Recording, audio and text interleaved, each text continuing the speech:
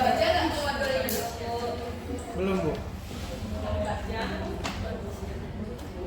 Jadi kalau di modul, kalau kalian sudah baca modul, seharusnya kalian sudah tahu tentang CPNK sama sub CPNK-nya. CPNK-nya itu mencintai ilmu kimia dan mengenalkan nilai-nilai kimia dalam kehidupan. Lalu menyusun pakai ilmiah atau video sesuai kaidah dengan kita saat ini.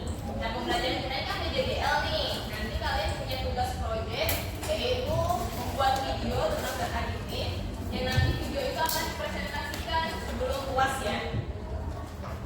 Lalu sub CPNK-nya itu mampu menjelaskan penggunaan zat aditif dalam bahan pangan. Indikatornya mahasiswa dapat menjelaskan perubahan cita rasa akibat zat aditif. Sebagai apa seksinya? Di pembelajaran kalian sebelumnya, kalian ingat tidak? Senyawa yang menghasilkan aroma buah-buahan. Nyawa apa? Apa? Ester. Ya benar, senyawa ester. Jadi ternyata cita rasa, kita akan belajar tentang senyawa ester. Ada hubungannya ester sama cita rasa. Dan sebagai motivasinya, ini gambar apa? Ciki-ciki. Ciki. Terus ini? Pop mie. Kopi. Dan mimian. Apa hubungan keduanya? Sama-sama instan ya. Micin. Ada micinnya ya kan? Siapa yang suka makan ini? Saya. Saya, Pak. Nah, kalau terlalu banyak mengkonsumsi micin, apa jadinya? Agak sedikit banget ya. Ya, apalagi? Apalagi tuh? Kebanyakan micin.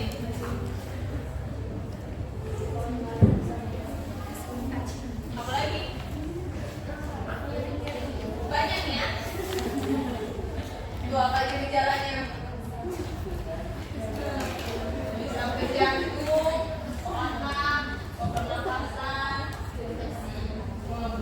ya, banyak pokoknya. Jadi kita mau pelajari supaya tidak ini terjadi ya. Tujuan pembelajaran kita yang pertama untuk mengetahui pengertian cita rasa dan komponennya. Yang kedua mengetahui faktor yang mempengaruhi rasa. Ketiga mengetahui cita rasa tiruan sintetik. Yang keempat mengetahui berbagai cita rasa. Yang kelima mengetahui proses produksi MSG dan dampak dari MSG-nya. Yang keenam itu menganalisis untuk mengetahui analisis dan mengukur cita rasa secara laboratoris dan uji konsumen. Kalau di materi sebelumnya kalian belajar tentang zat Warna. warna. Warna itu masuk ke mana tuh? Aspek yang berkaitan dengan cita rasa. Penampilan. Penampilan. Nah, sekarang ini yang mau kita bahas itu tentang rasanya. Nah, ada 3 komponen utama cita rasa itu. Pertama itu bau dan penghidup, yang kedua itu rasa dan ucapan, yang ketiga itu rangsangan mulut. Yang pertama bau dan penghidup. Kira-kira kalau mendengar bau dan penghidup, indra apa tuh yang kalian bisa tangkap tuh? Penciuman. Penciuman hidup. Ya benar. Jadi ini nanti gambar proses penciuman ya. Lebih lengkapnya itu ada di buku pegangan kalian yang Minarno. Itu bisa kalian baca di sana. Nah, ada 3 sifat zat yang dapat memberikan rangsangan terhadap indera pencium. Itu zat yang mudah memuat, zat yang sedikit larut, sama zat yang larut dalam lipid. Terus ada yang di kotak ini tuh apa tuh? Pengolahan daya Penghidup terhadap bau. particle of odor. Ada yang tahu itu apa? Terlalu banyak mencium yang tidak enak gitu loh. Terlalu banyak mencium yang tidak enak. Contohnya kayak bau tidak sedap Hmm. yang mengakibatkan hidung kita sering bersin gitu. Ada kurang tepat. Mau dibaca nggak modulnya?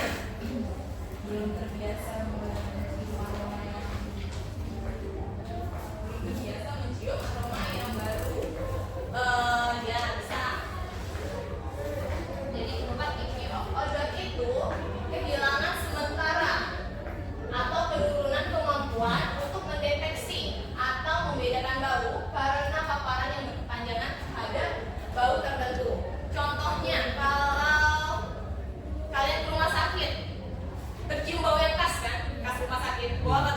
Obat. Mau alkohol, diseptik kayak gitu ya. Nah, tapi kalian berpikir nggak? Orang-orang yang kerja di rumah sakit itu mereka udah terbiasa sama itu. Iya kan?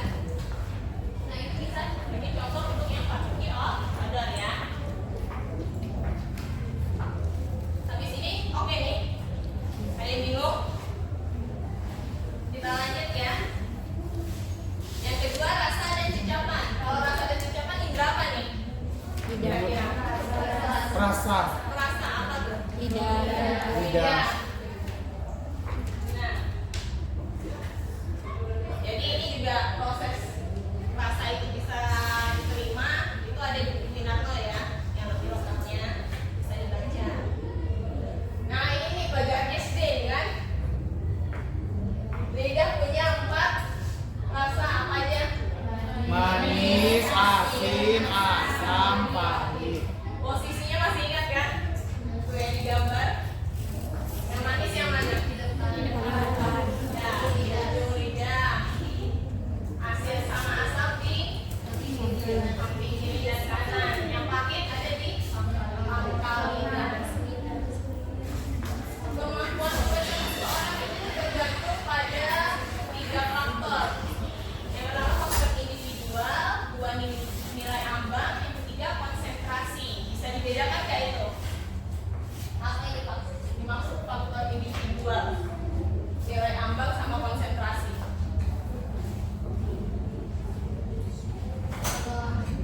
Ya.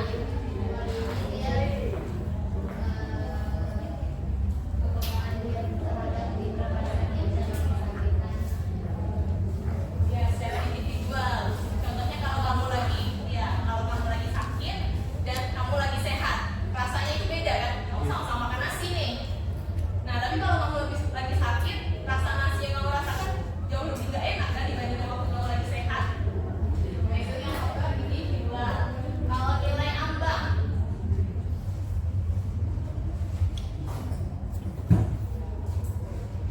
nilai ambang apa? Misalnya kan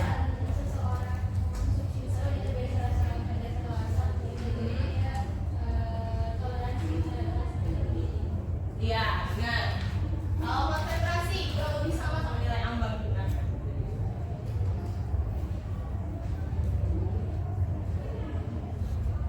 Konsentrasi apa?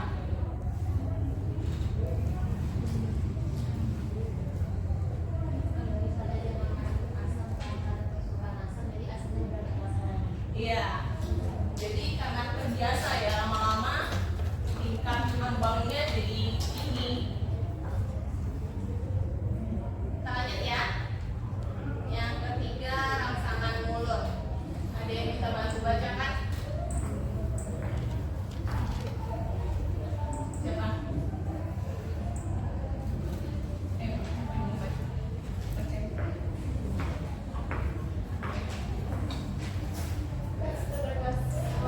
Konsisten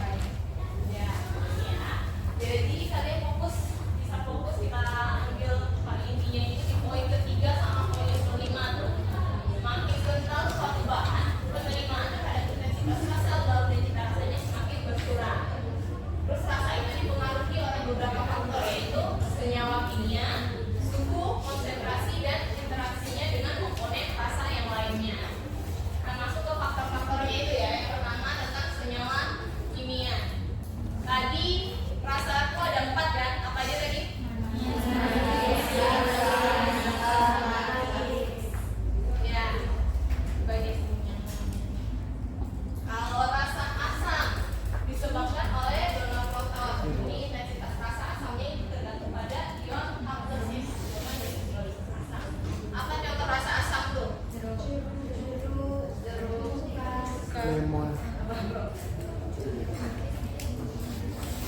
Asetik, asid, sama asid. Banyak yang lainnya sudah. Habis asam itu ada asin. Kalau asin dihasilkan oleh garam-garam anorganik. Contoh rasa asin apa? NaCl. Ada asam, ada asin, selanjutnya apa? Manis. Benar, manis. Rasa manis ditimbulkan oleh senyawa organik alifasik yang mengandung gugus. Apa contohnya? Gula. Glukosa sama glukosa, apa lagi?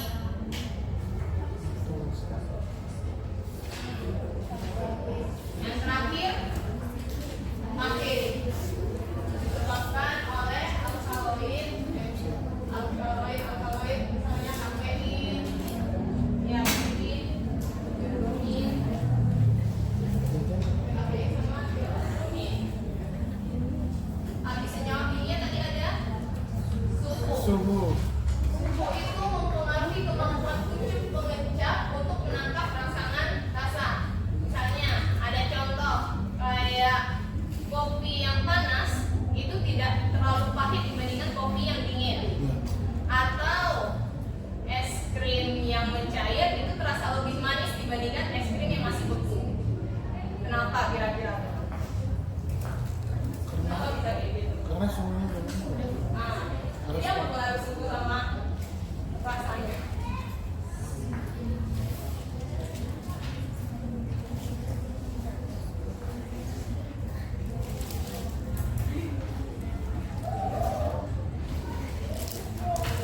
Ada yang tahu?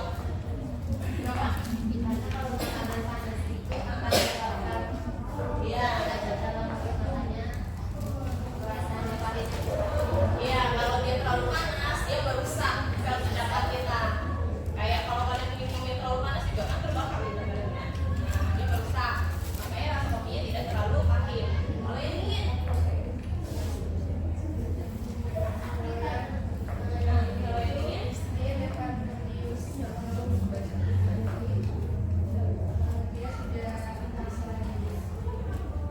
iya dia dapat mengingatkan jatuhnya ya.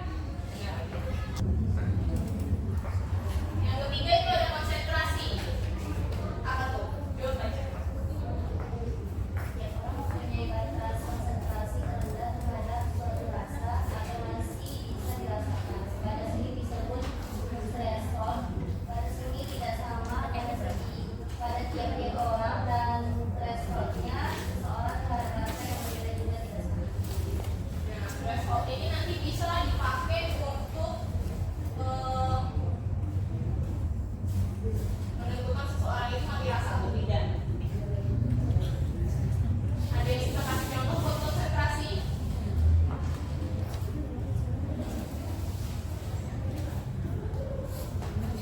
Apa ya yang konsentrasi contohnya?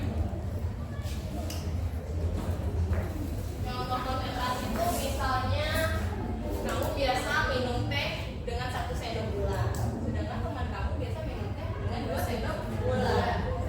Beda kan tiap individu itu. Atau kalau di tiap per individunya kadar gula yang kamu konsumsi mungkin 1 sendok seharinya dan garamnya cuma setengah sendok. Nah itu tiap rasa berbeda.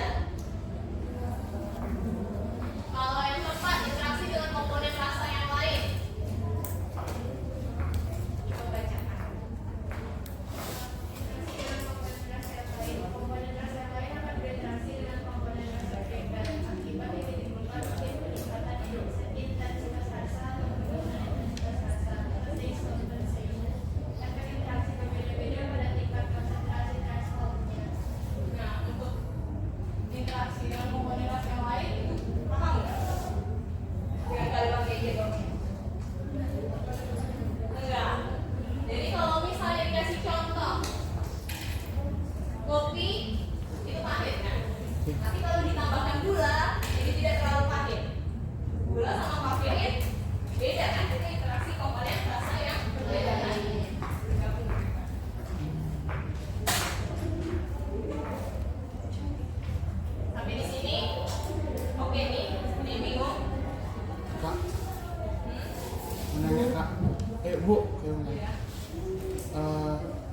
sering Kak Bu. Kalau kita bilang pedas, tetapi kata teman kita itu nggak pedas, itu masuk ke konsentrasi atau udah gimana? Jatuhnya ke konsentrasi, dan yang ini juga beda kan tingkatannya. Nih, batas ini tidak sama pada tiap-tiap orang. Oke. Kita lanjut ya, bahan penimbul cita rasa. Tadi ada yang pertama tadi kayak pertemuan sebelumnya tentang zat pewarna, itu ada zat pewarna alami sama buatan kan. Nah, buat cita rasa juga ada yang alami sama yang buatan atau biruan. Setiap aroma biruan itu mempunyai komponen normatif dan konsentrasi yang berbeda-beda. Jelas itu sampai belakang, kelihatan nggak slide-nya? Tuh, kayak senyawa aromatik vanilin berasal dari menghasilkan aroma vanilin. Banyak buat mati.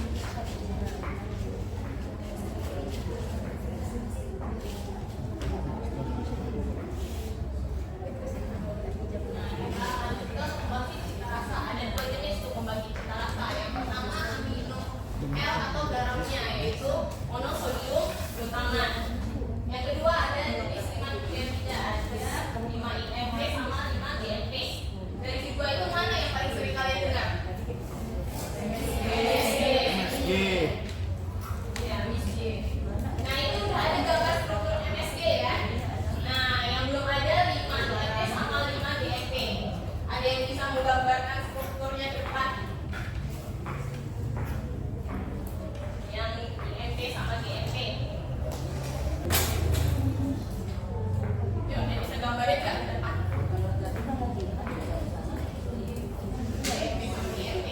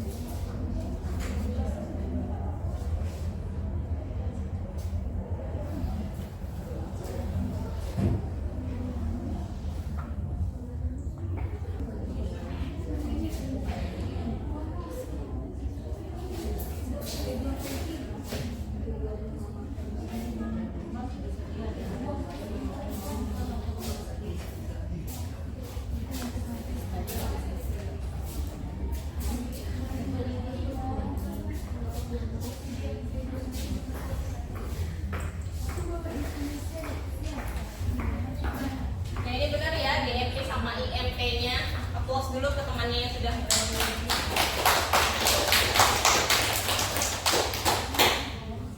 Selanjutnya itu tentang produksi MSG. Di modul itu ada kan ya video tentang produksi MSG? Ada bisa buka videonya nggak? Nah, coba ditonton dulu video yang ada di modul itu. Bisa nggak?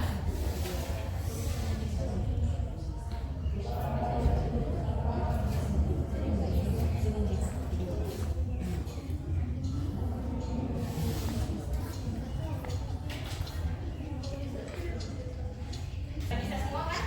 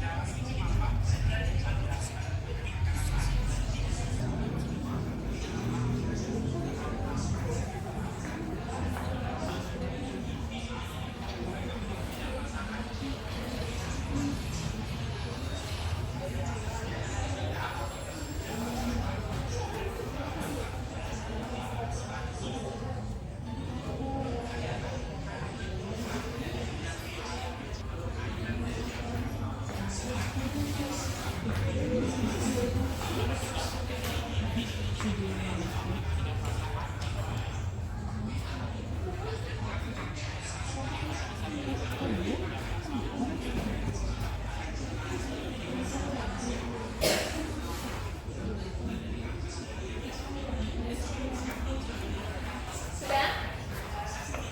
Yo, jadi apa aja proses produksi MSG? Apa bahan utamanya?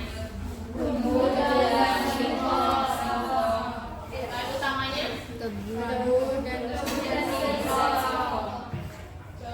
sama kalau prosesnya tadi apa aja? Fermentasi, Tebunya difermentasi, kristalisasi, langsung kristalisasi. Habis fermentasi, ekstraksi, terus apa?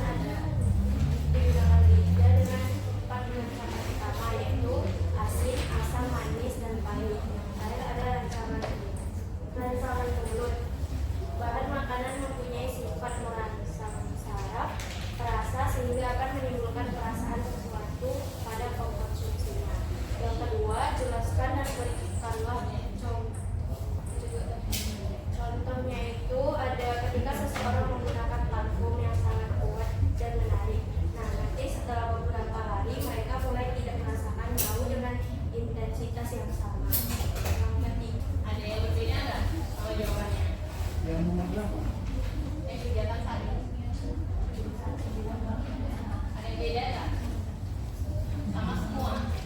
Sampai contoh yang nomor 2 sama. Contoh yang nomor 2 ada yang beda nggak? Apa? Gimana jawaban dulu? Kalau yang tadi parfum ya. Kalau pakai parfum lama-lama, kamu jadi terbiasa sama bawa parfum kamu sendiri ya. Ya itu. masuk di rumah makan kan biasanya aromanya itu kalau dilarang makan itu tercium, tapi setelah beberapa saat kesadaran akan bau itu memudar sampai akhirnya tidak ada lagi. Biasa. Nah, itu mah nggak gampang. Jika kita berada di lingkungan yang penuh aroma bunga yang sangat kuat selama beberapa waktu, sensitivitas kita terhadap aroma sensitivitas kita terhadap aroma bunga tersebut mungkin akan menurun, sehingga kita mungkin akan mencium aroma lain dengan jelas. Yang lain? Nah ya, applause dulu untuk kita semua.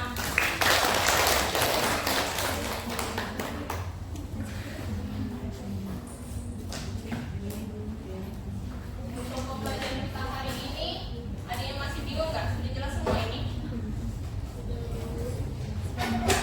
Kalau gitu ada yang bisa menarik kesimpulan tidak? Dengan materi kita hari ini. Siapa yang mau menyimpulkan materi kita pada hari ini? Karena ditimbulkan oleh terjadinya rangsangan terhadap berbagai indera dalam tubuh manusia, terutama indera penglihatan, penciuman, dan pengecap. Terus cita rasa bahan pangan ini terdiri dari 3 komponen utama, yaitu bau dan perindu, rasa dan cecapan, dan rangsangan mulut. Kemudian rasa dipengaruhi oleh beberapa faktor, ada senyawa kimia, suhu, konsentrasi, dan interaksi dengan komponen rasa yang lain.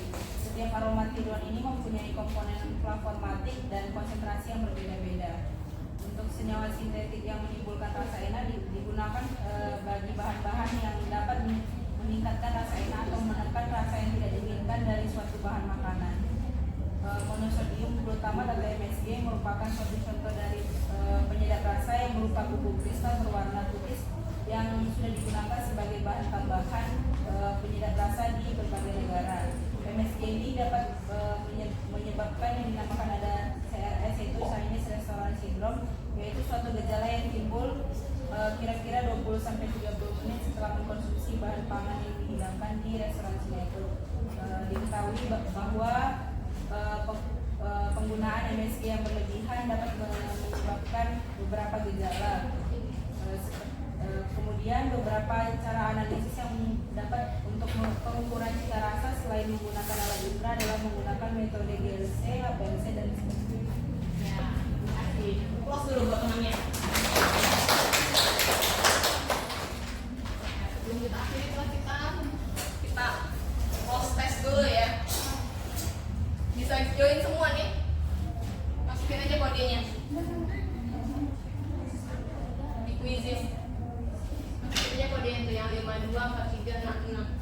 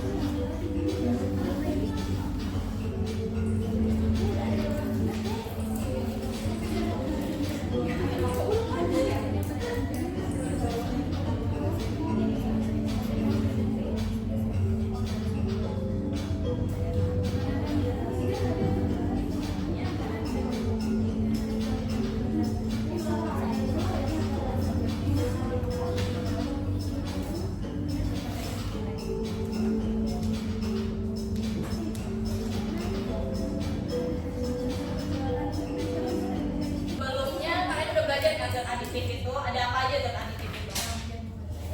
Yang udah kalian pelajari apa aja? Pewarna. Nah, sekarang cita rasa. Apa yang belum?